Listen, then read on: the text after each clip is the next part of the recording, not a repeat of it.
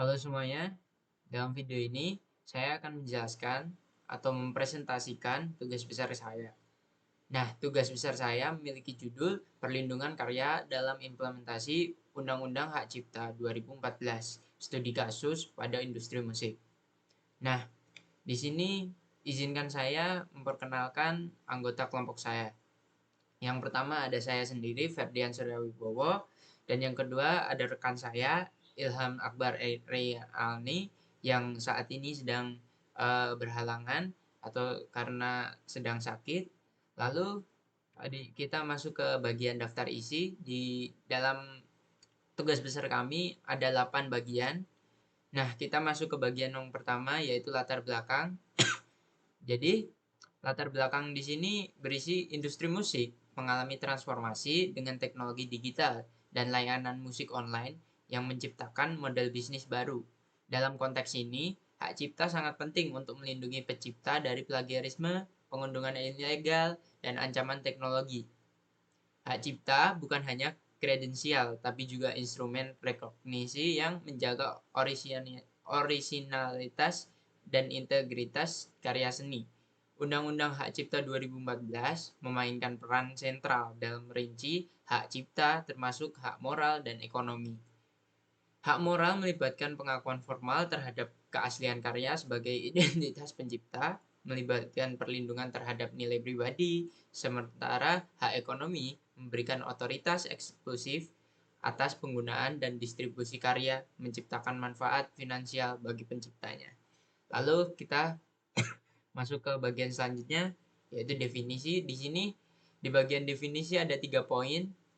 Poin pertama, hak cipta. Hak cipta itu suatu hak kredensial yang berfungsi sebagai instrumen rekognisi hukum yang memberikan pengakuan formal terhadap suatu karya, baik itu karya berupa seni, teknologi, produk, atau kekayaan intelektual lainnya yang sudah memiliki bukti konkret dari karya yang ada. Selanjutnya kita masuk ke bagian poin pencipta. Pencipta itu individu atau kelompok yang menciptakan karya asli yang dihasilkan dalam bidang seni, sastra, musik, teknologi, atau bidang lainnya. Lalu ada implementasi. Implementasi itu mengacu pada proses penerapan atau pelaksanaan suatu kebijakan, undang-undang, atau konsep dalam praktik nyata. Lalu kita masuk ke bagian selanjutnya, yaitu rumusan masalah. Di rumusan masalah terdapat beberapa pertanyaan mendasar yang perlu kami pecahkan. Yang pertama ada bagaimana implementasi Undang-Undang Hak Cipta 2014 berperan dalam melindungi hak pencipta di industri musik. Lalu, apa dampak perubahan teknologi terhadap perlindungan hak cipta bagi pencipta musik itu? Lalu, sejauh mana sih etika industri musik memainkan peran penting dalam menjaga hak cipta?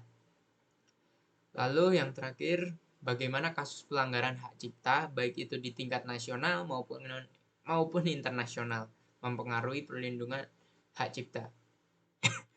Lalu kita masuk ke bagian selanjutnya, yaitu tujuan. Di sini ada penelitian ini bertujuan untuk yang pertama ada menganalisis implementasi Undang-Undang Hak Cipta 2014 terhadap perlindungan hak pencipta di industri musik, lalu mengevaluasi dampak perubahan teknologi terhadap hak pencipta-pencipta musik, lalu juga ada mengidentifikasi peran etika dalam menjaga hak pencipta di industri musik. Lalu yang terakhir menyelidiki kasus pelanggaran hak cipta sebagai bentuk evaluasi terhadap efektivitas perlindungan baik itu di tingkat nasional maupun internasional. Lalu kita masuk ke bagian selanjutnya yaitu dampak pelanggaran. Jadi industri musik mengalami transformasi dengan teknologi digital dan layanan media musik online yang menciptakan model bisnis baru. Dalam konteks ini, hak cipta sangat penting tuh untuk melindungi pencipta dari plagiarisme, pengunduhan ilegal, dan ancaman teknologi lainnya.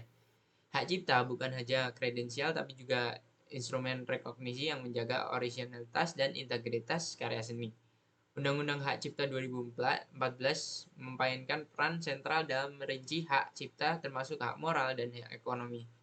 Lalu kita masuk ke bagian selanjutnya yaitu undang-undang. Undang-Undang Republik Indonesia Nomor 28 Tahun 2014 tentang Hak Cipta. Undang-Undang Hak Cipta 2014 adalah peraturan hukum di tingkat nasional di Indonesia yang mengatur hak-hak cipta. Undang-undang ini memberikan perlindungan hukum terhadap karya-karya intelektual seperti tulisan, musik, seni, dan karya-karya kreatif lainnya. Undang-Undang Hak Cipta 2014 menetapkan hak-hak eksklusif bagi pemilik hak cipta, termasuk hak untuk mengontrol pengunduhan, reproduksi, terus distribusi, dan pemanfaatan karya seni lainnya.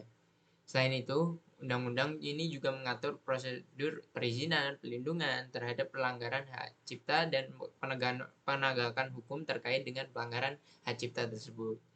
Lalu kita masuk ke bagian selanjutnya, yaitu kasus hak cipta di tingkat nasional. Ada perseteruan antara Ahmad Dhani dan Once Michael, mantan vokalis grup band Dewa 19, terkait hak cipta lagu.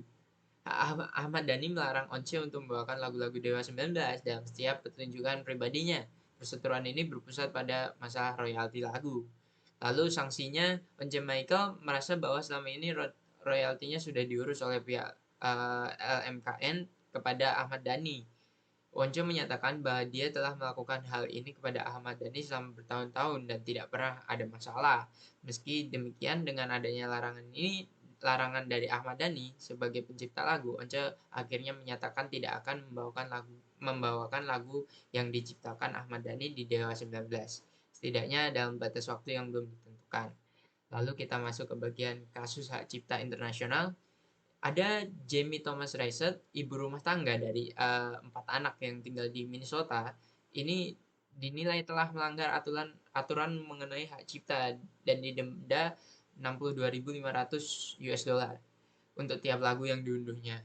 Jamie Thomas Reset dihukum karena mengunduh dan berbagai ilegal lebih dari 1.700 lagu melalui jaringan file sharing.